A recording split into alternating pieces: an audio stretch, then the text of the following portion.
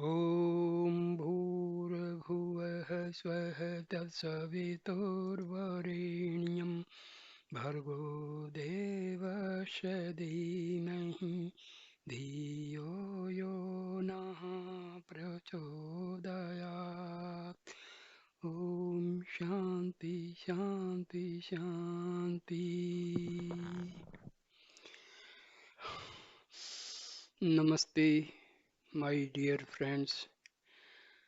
Today I am giving this video about a great modern sage, but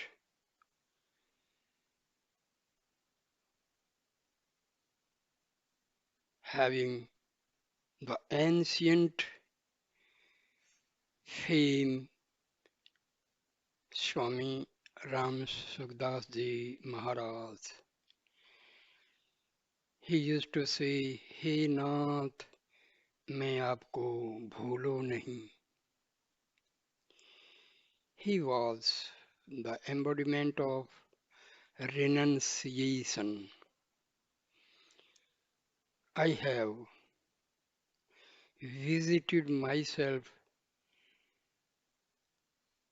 for continuously around 10-12 years and listened his discourses. Swami Sukhdasji has served the cause of Hinduism, and he has written hundreds and hundreds of valuable books on Hindu and Hindu religion. He has served Gita Press, Gorakhpur, a premium institution of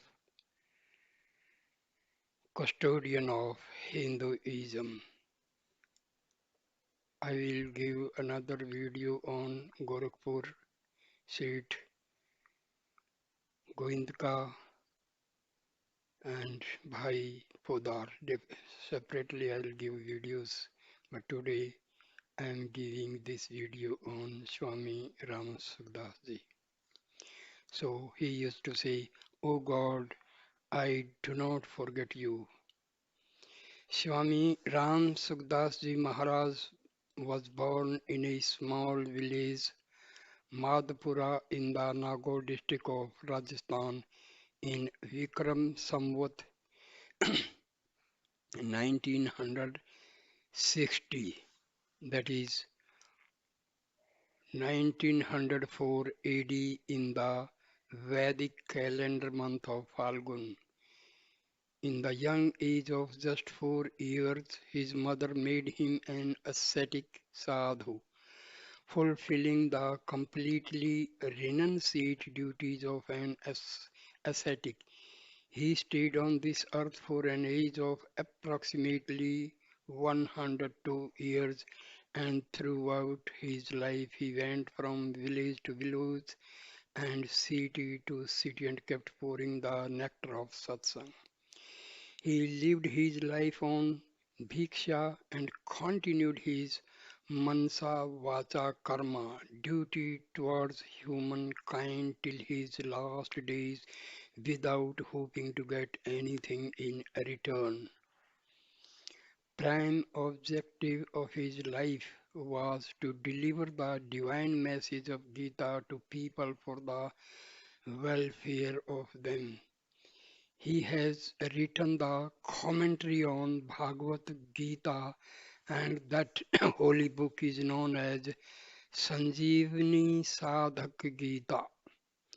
This is a very illustrative and real translation and commentary about Bhagavad Gita. Every Hindu must read this book. You will find Bhakti Yoga, Karma Yoga, and Gyan Yoga in a most illustrative way. Swami Ram Sukdas was giving equal importance to Bhakti Yoga, Karma Yoga, and Jnana Yoga. But what I found from his discourses, he was in a very subtle way a Jnana Yogi, like Maharishi Ramana, Ramakrishna Paramahansa, and Swami Vivekananda. I have not seen Ramakrishna Paramahansa, Maharishi Ramana, but I have seen Swami Ram Sukdas, not different from them in any way. I listened his discourses because prior to that I was reading books of Paramahansa Ramakrishna Vivekananda, and afterward I started reading about Maharishi Ramana, and then I also started reading books on Bhagwan Sri Satya Sai Baba.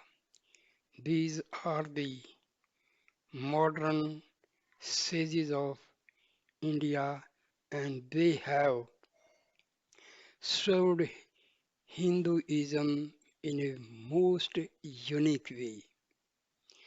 So, Swami Ram Sukdas was to deliver the divine message. His main objective of life was to deliver the divine message of Gita to people for the welfare of them. He stayed away from tasks such as being photographed, getting his feet touched, making disciples, accepting gifts or donations, accumulating money or things, etc., building ashrams, monasteries, making cults, etc. So, neither he established any personal relationship with any person or organization, cult, monastery, etc., nor did he appoint anyone as his disciple, propagator, or successor. He discovered many revolutionary, novel, and remarkable methods and spread them across the masses through his discourses and articles, without insisting upon any opinion, argument, cult, etc.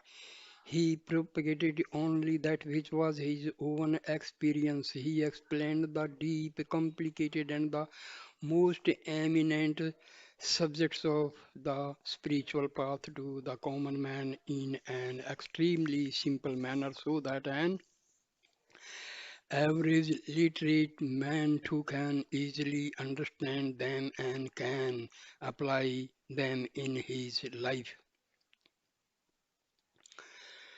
Swami Maharaj's commentary on Gita, Sadhak Sanjeevani, an unprecedented commentary on Srimad Bhagavad Gita by Swamiji, be an outstanding gift to the world. He also authored several unparalleled texts such as Gita Darpan, Gita Prabodhini, Sadhan Sudha Sindhu, etc. Sadhan. The lessons from the books leave an immutable, irrevocable impression on the readers as these are not dependent on just scholarly writings but are based on experience rather than learning. This glorious personage of the world disappeared on June 3rd, 2005, Ashad Krishna 12 Vikram Samvat 2062, on the banks of Ganga, Gita Bhavan, Swargasram, Rishikesht.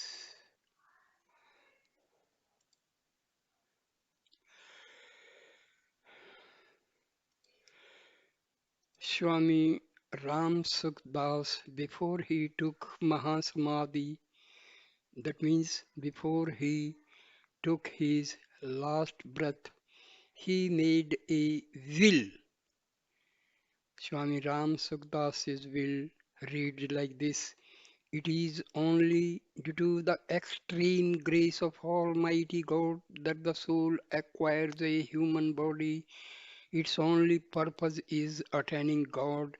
But after obtaining this body, human beings tend to forget his original purpose and gets firm attached to the body and starts believing its bodily pleasures as being ultimate. By giving power and importance to the body, he starts relating to it and hence is so attached to it that its name too becomes dear to him. Of all the bodily pleasures, the most menial in is respect seeking to attain this. He also indulges in vices like falsehood, cunningness, and dishonesty. Due to the love for his body, he desires its praise and compliments from others. He desires to seek itself praise throughout his life and wishes that after his death his praise and compliments from others. He desired to seek self-praise throughout his life and wishes that after his death his name and fame remains eternal. He tends to forget that the name given to this body for worldly convenience does not have any existence whatsoever after the body perishes. In light of this, body worshipping, respect seeking, and externity of name is of least importance, but due to widespread inner desire for bodily respect and eternity of name and fame, human behave in such a manner not only with himself and his near and dear ones, but also with those who are the knowledgeable and thus following the righteous path shown by the esteemed scholars and scriptures, trying to attain their ultimate goal of being one with the Almighty. What more can be said when the body of such an enlightened one dies? But in order to continue their remembrance, their body is captured in pictures and with all the pomp and decorations, garlands, etc. The body is taken to the cremation ground. In order to immortalize the mortal name, they erect edifices like structures in the form of memorials. In addition to this, they write exaggerated and one-sided incident of the deceased being and publish them in the form of biographies and remembrances. On one side, they call themselves followers of the enlightened one, and on the other, do exactly the thing that he dated in life. The essence of belief is immortal, hence the belief must be on the principle and words of such enlightened one and not on mortal body or name. There is only one desire and not belief in the mortal body and name. But such misdeeds happen only when desires take the garb of beliefs. Hence, giving undue importance to mortal bodies and the debtoring to worship and praise that eternal, immortal, divine, and immaculate Almighty being not only make our life useless, but is also is a great ditching of self. If seen in its true perspective, this body is only a machine producing urine and excretion. Given the best of foods or even prasad of God itself leave the body through excretion, and given the best of drinks or even water of holy Ganges, the same will be passed out as urine. This body is excretion and urine producing machine till the time there is life, and once the death prevails, even touching it requires bathing. In reality, this body is dying every moment. The real and authentic consciousness which is present in the body cannot be captured in pictures. Only the body that is decaying every second can be pictured. That's why the body also does not remain the same as it was while the picture was taken.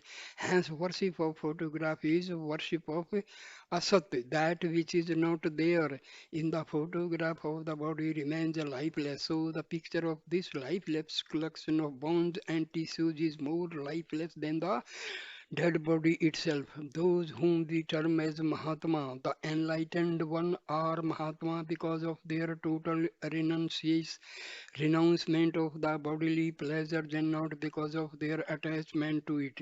They consider the body as excretory matter, hence showering respect over Mahatma's body is like respecting excretory matter. Is this right? If someone says that just like we worship God's photograph, what is wrong in worshipping a Mahatma's photograph? Then saying this is also not apt because God's body is divine and immortal, while that of the Mahatma is made of destructible and perishable matters that we call Panchatattva.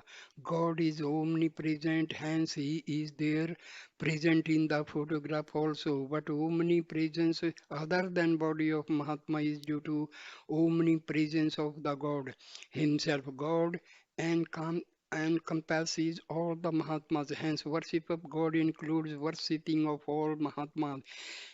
Hindrance shall be created in worship of God if the body and photographs of Mahatmas are worshipped, and this is strictly against the very principles of Mahatma. A Mahatma has come to this world to guide the people of God and not towards himself.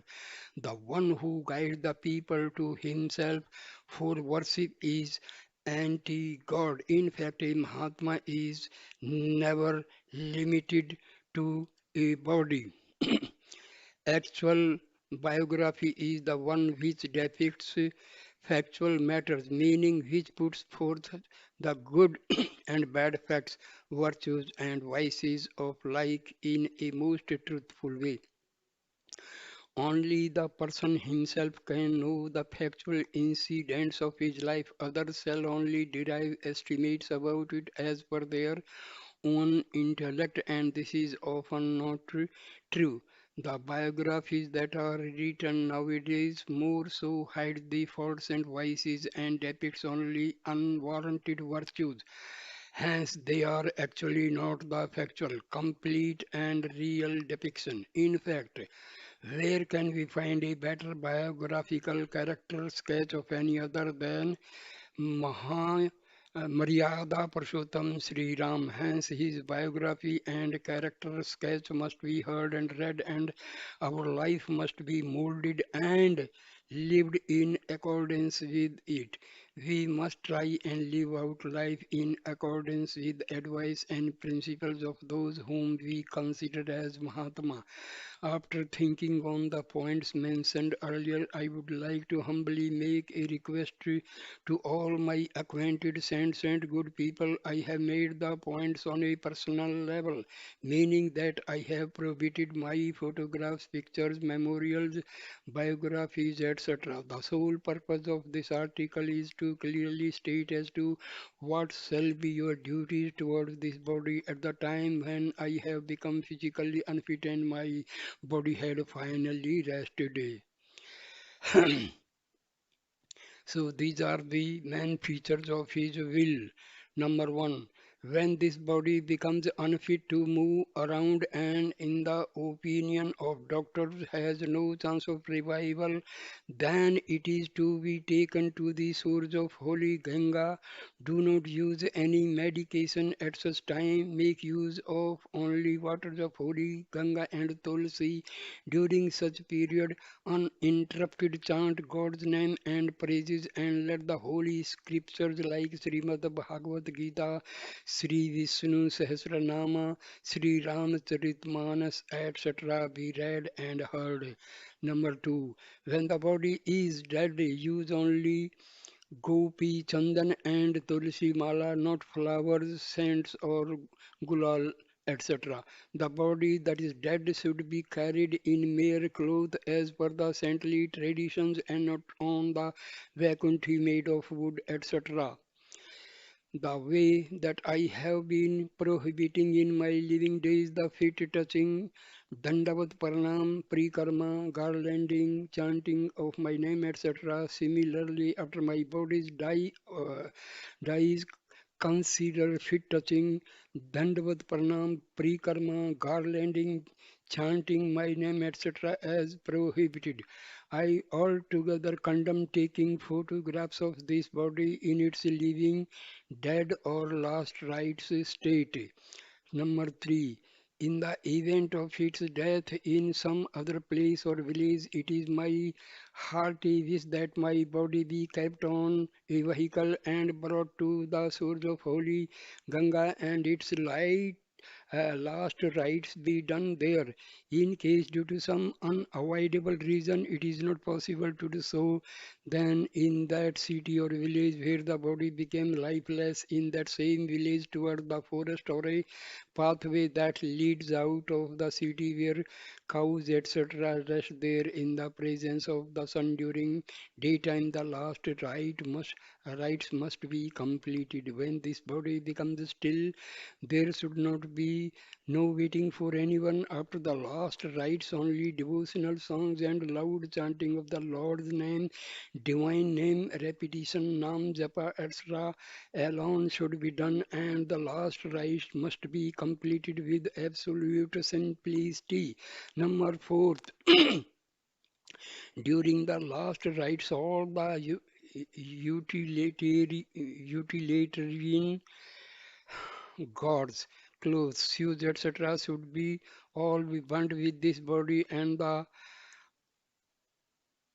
avastha, avasthi, things, books, kamandalu, etc. should not be kept in prayer room or in the form of remembrance at all. Rather, these must be put to use samanya. Fifth, the place where this body last rites are done, nothing should be created there in the form of memorial to the extent that I even object to you placing stones etc. in that spot. As the place was before the last rites, it should once again be the same after last rites. After the last rites, the ashes and all other avasthis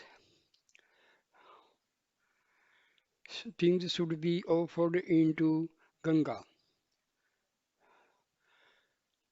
Neither Goshala, cow protection shed, school, Chitrashala, etc., or any service organization must not be found on my memory. While the body was living too, I have not encouraged and built any structures, building, etc., for me. And for this, I have not inspired any anyone either to do so. If any individual were anywhere shows a building as being created due to any inspiration from me, then consider that to be entirely false. Sixth, after this body becomes still, let there be no Satravin festival or a celebration. Satravi festival or a celebration, and during those days let there be no sweets, etc. Just as the sages and ascetics have been bringing bhiksha in front of me so far, in the same way they should continue to do so. If good householder out of their own will bring bhiksha daily meals, then that very same bhiksha should be accepted in which there are no sweets. If some ascetic and good families come from out of town, then in the arrangements and preparation of their food, let there be no sweets, rather their meals too should be ordinary. Seventh, when this body becomes still, let there be no grief or gathering for mourning, etc. Rather, for 17 days, let there be satsang, singing the glories of the Lord and chanting of His divine name and divine name repetition, Bhagavat name japa, recitation of Gita, recitation of Ramcharitmanas, reading of saints' divine speeches, reading of Srimad Bhagavad Gita, etc. Only spiritual undertakings, adhyatmic karte must be carried on during this period. In Sanatana Hindu Sanskriti, Hindu culture. During these days, these above kriyas are considered to be men. 8. When this body becomes still on the 17th day or any other occasion, if some gentleman wants to give money, clothes, etc., or anything as a gift, then it should not be taken. In other words, there should be no gifts accepted from anyone of any kind whatsoever. If someone says that we donate a certain amount to the temple, then consider this sort of thing to be useless. You must object and oppose this person. If a person sends any gift from some other place through anyone, then it must not be accepted at all. Rather, refuse it entirely. Not only must no gift be taken from anyone, but there should not also that alertness, that caution to give seats, rent, money, etc. to anyone.